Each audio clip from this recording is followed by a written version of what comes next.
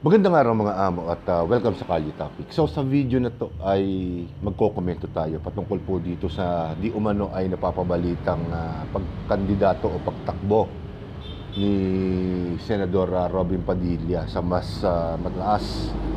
So sa mas mataas na posisyon sa 2028 national election. Bagamat hindi pa malinaw kung ano ang kanyang tatakbuhin, pero syempre may konting ideya na tayo since ang pinag-uusapan ay mas mataas na posisyon. So nakalalamang dito baka ang takbuhin niya ay kung talagang tatakbo siya ay malamang vice president, hindi ho ba? Syempre ang tanong diyan, kanino siya tatambal? Well, actually, isa lang ang naiisip natin at malamang ay tumambal siya kay BP Sara. O dili kaya, the worst case scenario ay kumandidato siya bilang independent. Hindi ba? So, marami ang nagulat dito sa balita na to. Bagamat sinabi na rin nung kanyang may bahay na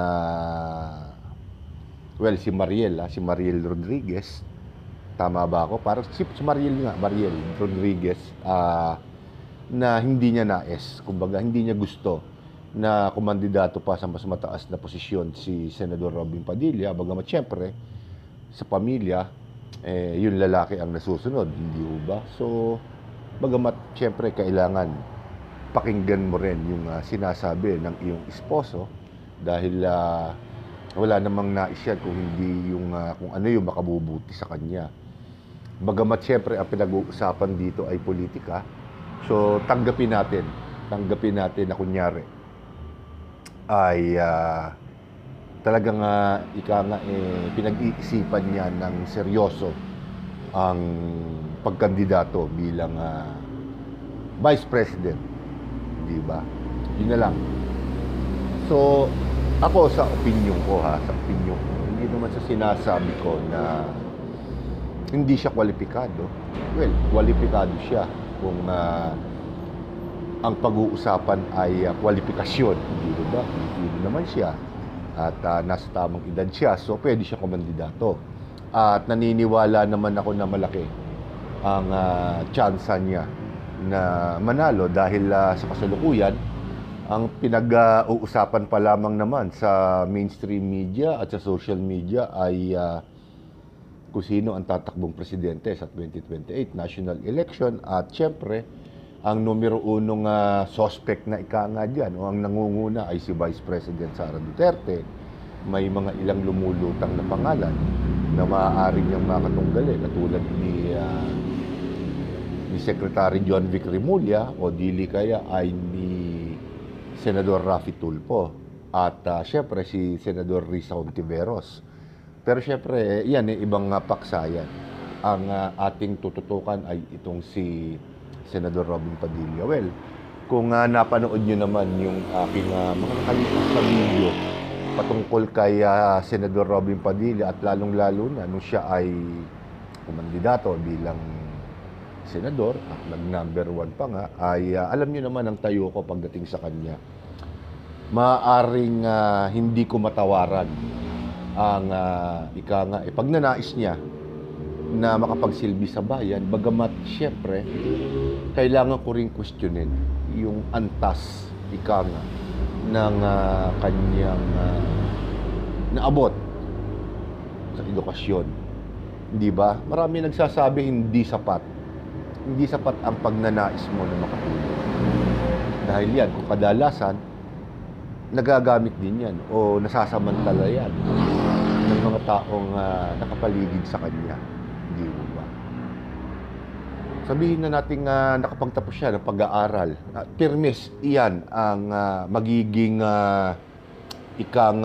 unang sandata ng kung sino man ang makakalaban niya sa ganung posisyon. Magiging dagok ito sa kanyang kandidatura kung sakasakalit naisin niya. ako naman, siyempre, doon din ako pupunta. Doon din ako pupunta sa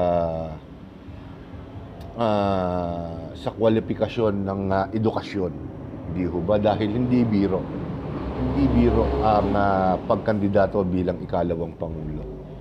Kasi siyempre, wala naman siya ibang mas mataas na posisyon na maaaring asintahin maliban sa Vice Presidente. Dahil alam naman natin na ang majority o malaking bulto ng masa ay nakasuporta kay BP Sara sa ayaw at sa gusto natin, siyempre.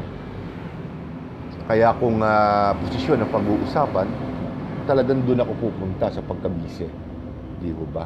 Ang tanong na nga lang siyempre dyan kung siya nga ba ang kukuning bise ni Vice President Sara Duterte o tatakbo siyang independyente. Magkaganon man, siyempre.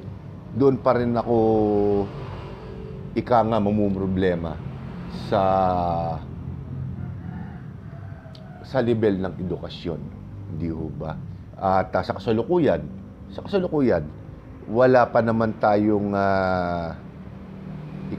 nababalitaan na mga accomplishments niya pagdating sa Senado.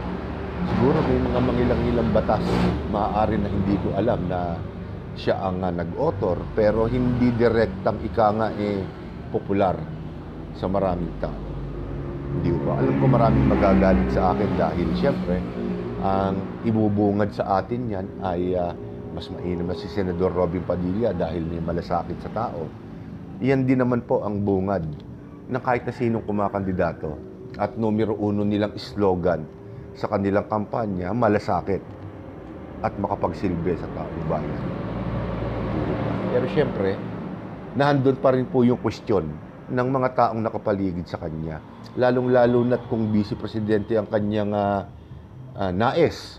Kung sakasakalit magdesisyon siya. Medyo matagal pa naman, 2 taon pa naman bago yung 2028 national election. Kaya maaari pang magbago ang kanyang desisyon. Maaaring tumakbo o hindi. Di ba? Pero siyempre, napaka-importanting posisyon ng kanyang aasintahin kung sakasakali dahil kumbaga siya yung spare tire. Di ba? Spare tire ng Pangulo. Sakali man, wag naman sana na may mangyari sa Pangulo. So kung ang ating ikalawang Pangulo ay magkakaroon ng question sa kanyang educational attainment, di ba? Magkakaroon tayo ng problema dyan. At katulad ng sinabi ko kanina, hindi sapat yung ikagustuhan niya na makatulong. Maraming paraan para makatulong. Kung tutuusin siguro para sa akin, kung total, naghangad na rin lang naman siya na makatakbo sa isang mataas na posisyon sa gobyerno, sa Senado, siguro mas makakatulong siya o mas may maiaambag siya kung mananatili na lamang siya sa Senado. Hindi ho ba? Dahil ibang usapan ang yung dalawang pinakamataas na posisyon sa ating bansa. Hindi ko nakikita na magiging matatag ang kanyang panunungkulan sakalit manalo siya at maluklok bilang ikalawang Pangulo. Huwag na nating lokohin ng mga tao dahil hindi siya pwede sa presidente.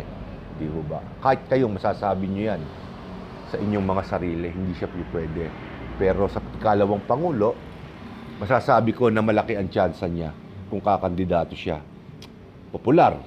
At, ang laging anunsyo niya sa kanyang mga social media platforms, maging sa mainstream media ay yung kanyang mga nagagawang pag-asiste sa taong bayan. Hindi ko tatawaran yun. Talagang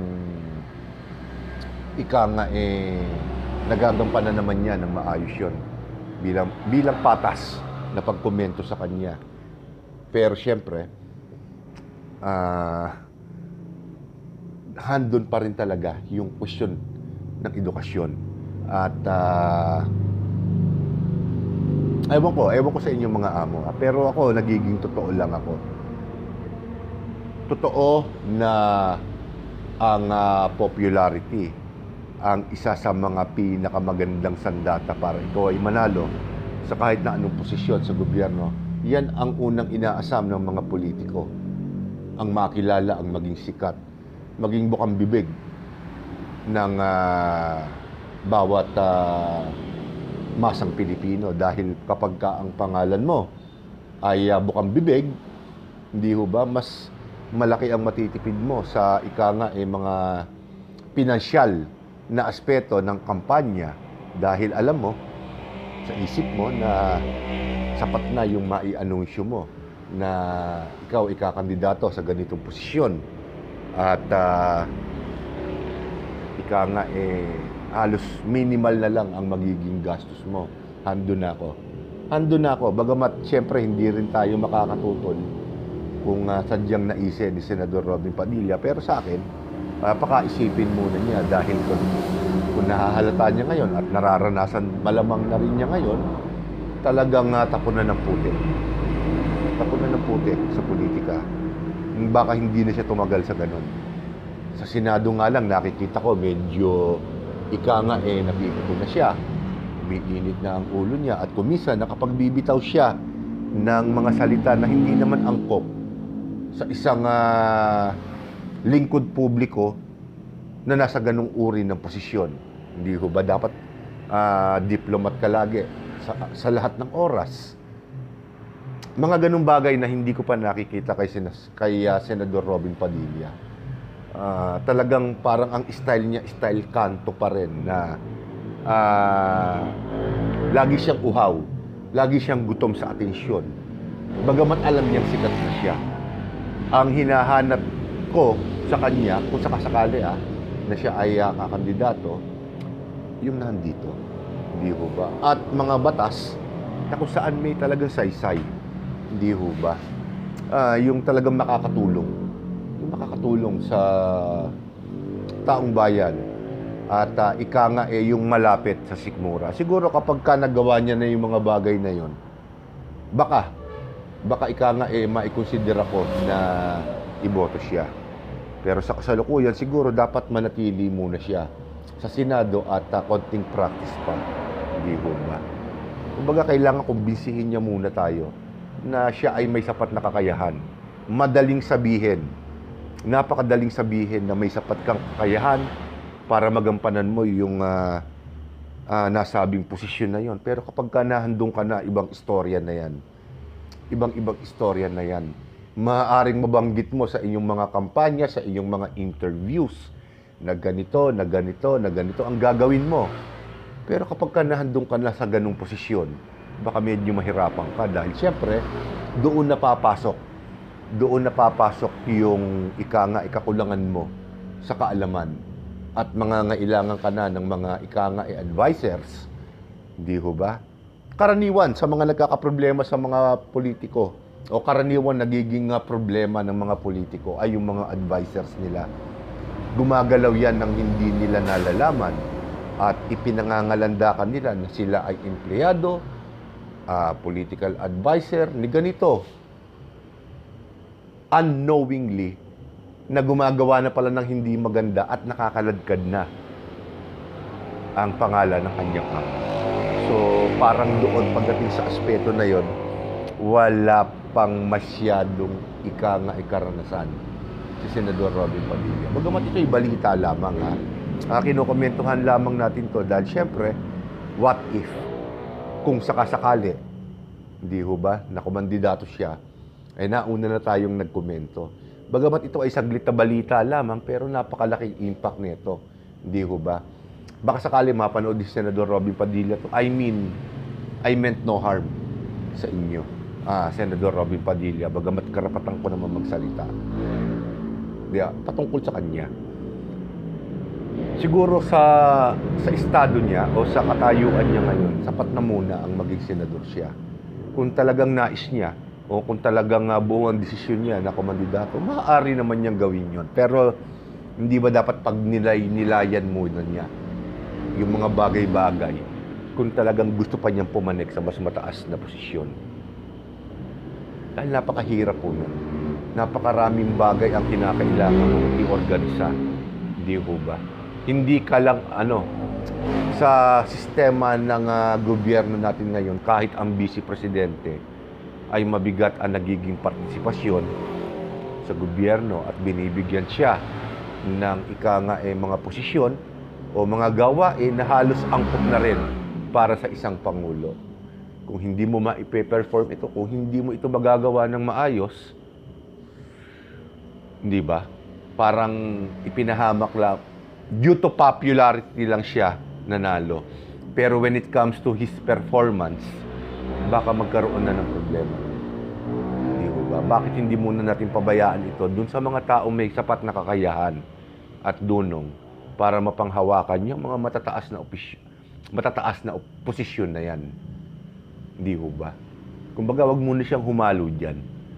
Kung meron siyang sinusuportahang mga tao, suportahan na lamang po niya. Suportahan muna niya. At dagdagan pa niya yung kanyang performance sa Senado at gumawa siya ng mga batas na yun talagang malapit sa sikmura ng tao. Dahil sa ngayon, parang wala pa ako talaga naririnig. Ewan ko lang po sa inyo kung meron. Di ho ba? Kumbaga nangangailangan pa rin siya ng gabay kahit sa Senado. Kung mapapansin ninyo, humawak siya ng isang komite. Hindi ko lang matandaan kung anong komite yung hinahawakan niya ngayon. Pero nung siya ay naglulunsad ng inquiry, ng pagdinig, dun sa kanyang komite, malaki ang kakapusan. Di ba? Malaki yung kakapusan niya sa performance. So, dapat mag-improve muna yon. Huwag na muna niyang ambisyonin yung mas mataas. Again, alam ko maraming magagalit. Baka magkomento pa dyan na mas mainam na siya dahil tumutulong siya sa tao. Again, paulit-ulit ko sasabihin, yan ang pinakaunang plataforma o pang-akit ng mga politiko ang makatulong. Di ba? Hindi na dapat sapat yan. Dapat tingnan natin kung meron nito. Di ba? Ngayon, kumukuha pa siya ng karanasan. At para sa akin, para sa sarili kong opinion, medyo hilaw pa siya pagdating sa karanasan. Bagamat nadala siya ng kanyang popularidad sa Senado, samantalahin niya. Hanggat makakaya niya, kumuha siya ng maraming karanasan, ng dunong sa mga kapwa niya senador. Paghandaan niya, wag lang yung sasandal siya sa kanyang imahe, sa kanyang popularity. Nandun na yun hindi na mawawala yun. Robin Padilla na siya. Talaga nakataga na sa bato yan. Kaya lang, siyempre, kailangan dagdagan mo muna ng performance pa. Parang si dating Pangulong Erap Estrada, hindi ho ba? Matagal siya naging politiko, magmula mayor, senador, hanggang maging vice, hanggang maging presidente. So, talagang namuhunan si dating Pangulong Joseph Estrada ng panahon para ma-developan niya. Makapag-garner siya ng dunong sapat para magamit niya nung siya ang Pangulo. Bagamat nakakalungkot na lamang siyempre dahil napatalsik siya sa pwesto, pero confident siya na kaya niyang gampanan yung trabaho. So dapat alamin muna ni Senador Robin Padilla kung kaya niyang gampanan. Kung meron na siyang sapat na tapang, sapat na dunong, at sapat na suporta para mag-asinta sa mas mataas na posisyon. So dito ko muna tatapusin ng video na to at sa susunod ko pa po mga video ay ibang paksa naman po ang ating tatalakayin. So maraming salamat po sa inyong lahat at magandang araw po sa inyo.